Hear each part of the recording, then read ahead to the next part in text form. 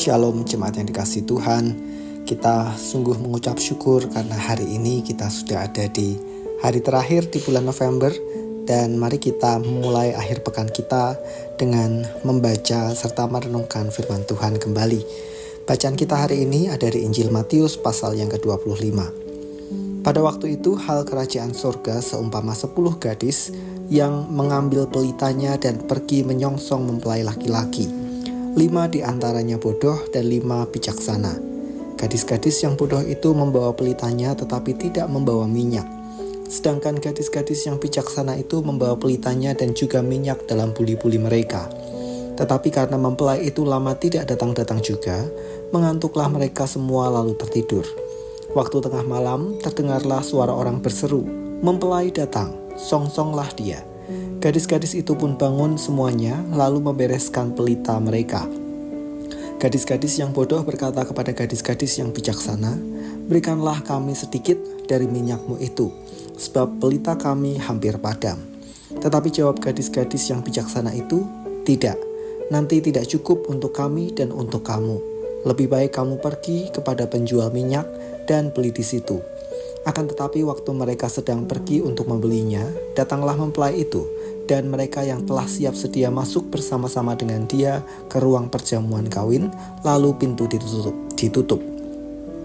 Kemudian datang juga gadis-gadis yang lain itu dan berkata, "Tuan, Tuan, bukakanlah kami pintu."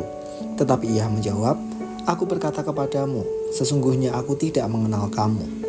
Karena itu berjaga-jagalah, sebab kamu tidak tahu akan hari maupun akan saatnya." Sebab hal kerajaan surga sama seperti seorang yang mau bepergian ke luar negeri, yang memanggil hamba-hambanya dan mempercayakan hartanya kepada mereka. Yang seorang diberikannya 5 talenta, yang seorang lagi 2, dan yang seorang lain lagi 1. Masing-masing menurut kesanggupannya, lalu ia berangkat. Segera pergilah hamba yang menerima 5 talenta itu. Ia menjalankan uang itu lalu beroleh laba 5 talenta. Hamba yang menerima 2 talenta itu pun berbuat demikian juga dan berlaba 2 talenta. Tetapi hamba yang menerima 1 talenta itu pergi dan menggali lubang di dalam tanah, lalu menyembunyikan uang tuannya. Lama sesudah itu pulanglah tuan hamba-hamba itu lalu mengadakan perhitungan dengan mereka.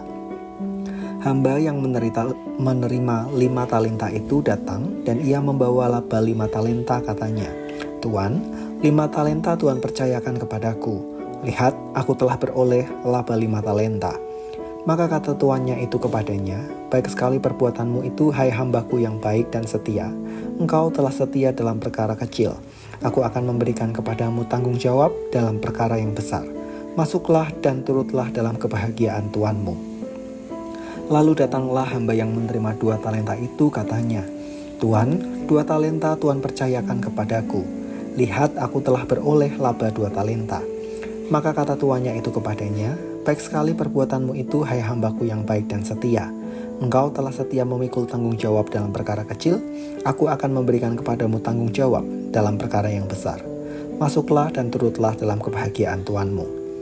Kini datanglah juga hamba yang menerima 1 talenta itu dan berkata, "Tuan, aku tahu bahwa Tuan adalah manusia yang kejam, yang menuai di tempat di mana Tuan tidak menabur, dan yang memungut dari tempat di mana Tuan tidak menanam. Karena itu aku takut dan pergi menyembunyikan talenta Tuan itu di dalam tanah. Ini terimalah kepunyaan Tuan." Maka jawab tuannya itu, "Hai kamu hamba yang jahat dan malas, jadi kamu sudah tahu bahwa aku menuai di tempat di mana aku tidak menabur dan memungut dari tempat di mana aku tidak menanam. Karena itu sudahlah seharusnya uangku itu kau berikan kepada orang yang menjalankan uang, supaya sekembaliku aku menerima serta dengan bunganya. Sebab itu ambillah talenta itu daripadanya dan berikanlah kepada orang yang mempunyai 10 talenta itu. Karena setiap orang yang mempunyai kepadanya akan diberi, sehingga ia berkelimpahan. Tetapi siapa yang tidak mempunyai, apapun juga yang ada padanya akan diambil daripadanya.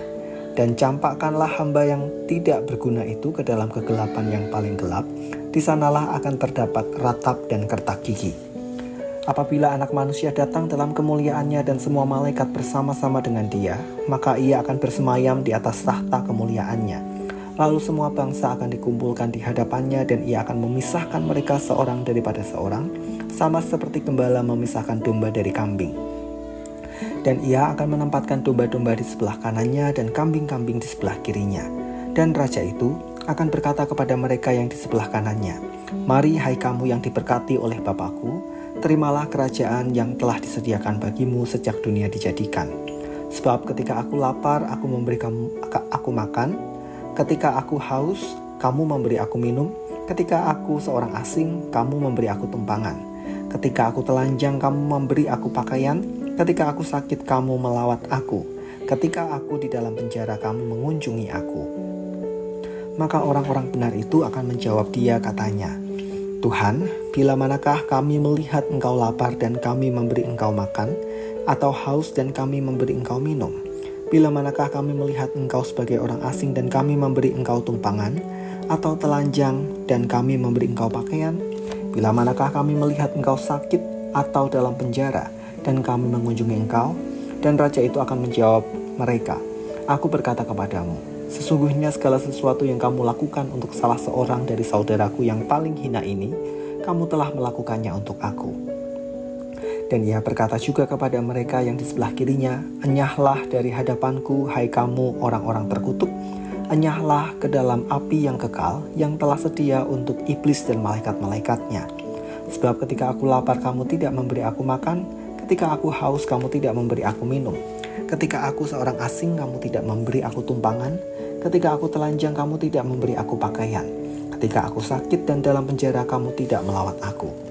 Lalu mereka pun akan menjawab dia, katanya, "Tuhan, bila manakah kami melihat engkau lapar, atau haus, atau sebagai orang asing, atau telanjang, atau sakit, atau dalam penjara dan kami tidak melayani engkau?" Maka ia akan menjawab mereka, "Aku berkata kepadamu, sesungguhnya segala sesuatu yang tidak kamu lakukan untuk salah seorang dari yang paling hina ini, kamu tidak melakukannya juga untuk aku. Dan mereka ini akan masuk ke tempat siksaan yang kekal, tetapi orang benar ke dalam hidup yang kekal."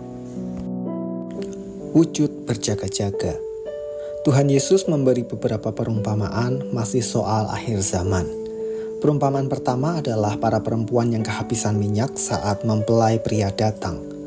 Minyak menjadi gambaran akan segala sesuatu yang diperlukan agar iman kita tetap terjaga, menyala-nyala, dan setia kepada Kristus. Sedangkan kehabisan minyak adalah gambaran putus asa, hilang harapan, atau tidak lagi beriman kepadanya. Perumpamaan kedua tentang talenta. Semua yang mengerjakan talentanya akan dihargai, dan yang tidak mengerjakannya dicampakkan dalam kegelapan. Artinya, setiap orang beriman yang di dalam hidupnya tidak menghasilkan buah yang Allah kehendaki, tidak layak turut dalam kebahagiaan. Ketiga, tentang penghakiman terakhir. Kembali Tuhan Yesus menekankan perbuatan yang harus selaras dengan iman.